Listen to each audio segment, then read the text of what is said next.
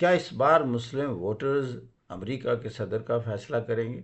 جی ہاں، اگرچہ مسلمانوں کی اتنی تعداد تو نہیں ہے، لیکن اس الیکشن میں امریکہ کے صدر کے لیے ان کا ووٹ بہت زیادہ اہمیت کا حامل ہو گیا ہے۔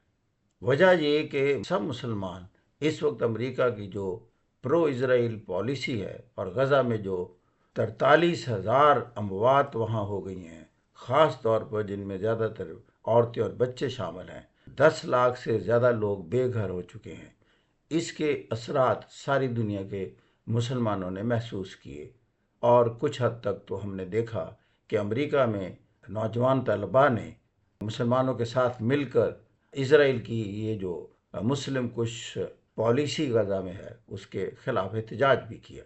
اب دیکھنا یہ ہے کہ روایتی طور پر جو امریکہ کے الیکشن ہیں اس میں دو ایشوز رہے ہیں، ایک اکانومی کے حوالے سے اور دوسرا امیگریشن کے حوالے سے، لیکن اس بار یہ دونوں ایشو اتنی اہمیت کے حامل نہیں جتنا امریکہ کی پرو اسرائیل پالیسی ہے اور مسلمانوں کے جو جذبات ہیں تمام گلوب میں وہ اثر انداز ہو رہے ہیں۔ مسلمانوں کی تعداد کتنی ہے، کتنے ووٹرز ہیں، رجسٹرڈ ووٹر ہیں جو کہ اس پر اثر انداز ہوں گے؟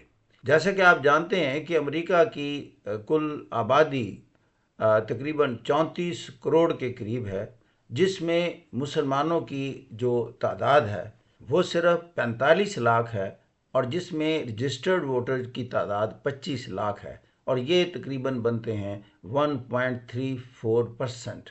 اتنی تھوڑی تعداد میں وہ کیسے اثر انداز ہوں گے، یہ ہے ہمارا آج کا موضوع۔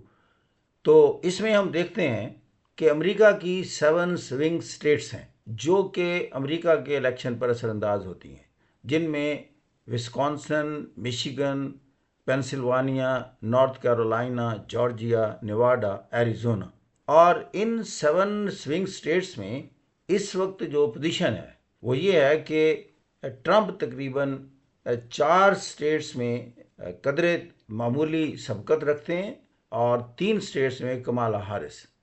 جو ہارس ہیں یہ 48% کے قریب ان کو سپورٹ حاصل ہے، اور ڈونلڈ ٹرمپ کو 47%۔ تو گویا کہ نیک ان نیک کمپٹیشن ہے، چند ہزار ووٹ جو ہیں ان سوئنگ سٹیٹس کے وہ ان کی قسمت کا فیصلہ کر سکتے ہیں۔ دیکھا یہ گیا ہے کہ مسلمان ہمیشہ پرو ڈیموکریٹس رہے ہیں، لیکن اس بار وہ کنفیوزڈ ہیں۔ لیکن دیکھنا یہ ہے کہ کیا پریزیڈنٹ ٹرمپ کی اسرائیل کے بارے میں پالیسی پریزیڈنٹ جو بائیڈن سے مختلف ہوگی؟ اس کے بارے میں جو وعدے ان کا ایک سٹینڈ ہے وہ بالکل جو بائیڈن سے مختلف نہیں ہے۔ وہ کہتا ہے کہ امریکہ ہمیشہ اسرائیل کا ساتھ دے گا اور اسرائیل کو کسی صورت بھی کمزور نہیں ہونے دے گا۔ یہ ایک بہت انفارچونیٹ چیپٹر ہے جس نے مسلمانوں کو کنفیوز کر دیا کہ وہ کمالا ہارس کی طرف جائیں یا وہ ٹرمپ کی طرف جائیں۔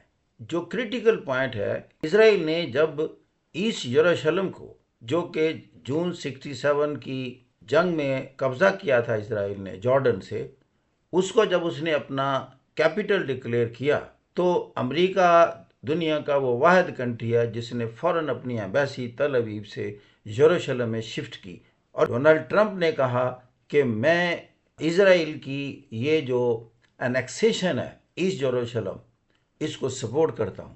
تو یوں لگتا ہے کہ امریکہ میں خواہ کوئی بھی صدر ہو وہ اگینسٹ اسرائیل کے نہیں ہو سکتے، یعنی جوش لابی کی سٹرنگتھ کا یہ عالم ہے کہ کوئی بھی امریکہ کا صدر اسرائیل کے اگینسٹ کوئی پالیسی نہیں بنا سکتا۔ اس صورتحال میں ایک نئی صورتحال ڈیولپ ہوئی، وہ یہ کہ ایک تیسری پارٹی جسے ہم گرین پارٹی کہتے ہیں، جل سٹائن کی، وہ واحد پارٹی ہے جس کی پالیسی پرو فلسطین پالیسی ہے، اور انہوں نے جو بائیڈن کی موجودہ پالیسی کو کرٹیسائز کیا۔ اسی وجہ سے ڈیموکریٹس جل سٹائن کو کرٹیسائز کرتے ہیں۔ اب مسلمانوں کا صاف ظاہر ہے کہ ووٹ جل سٹائن کی طرف جانے کے امکانات بڑھ گئے ہیں، اور ایک اندازے کے مطابق کہا جاتا ہے کہ تقریباً 30% مسلمانوں کا جو ووٹ ہے وہ جل سٹائن کو پڑھ سکتا ہے۔ اس صورتحال میں اگر امریکہ کی موجودہ حکومت اسرائیل کو اسلحہ دینا بند کر دے تو یہ کہا جاتا ہے کہ جو یہ 3 سونگ سٹیٹس ہیں، جو جارجیا، پینسلوانیا اور ایریزونا، اس میں کمالا ہارس کو برتری حاصل ہو سکتی ہے، لیکن ایسا کچھ ہوتا نظر نہیں آتا۔ تو اس کے بعد ایک سوال پیدا ہوتا ہے کہ اس الیکشن میں کوئی بھی کامیاب ہو جائے، خواہ ڈونلڈ ٹرمپ ہو جائے یا کمالا ہارس، کیا امریکہ کی اسرائیل کے حوالے سے پالیسی میں کوئی تبدیلی آئے گی؟ جو اس وقت کنسیڈرڈ ویو ہے اور جو پولیٹیکل انالسٹ سمجھتے ہیں، وہ کہتے ہیں کہ اسرائیل کے حوالے سے یکسر کوئی تبدیلی ہوتی ہمیں نظر نہیں آتی۔ دس از دا اسٹیٹ آف افیئرس۔ تو thank you very much, God bless you.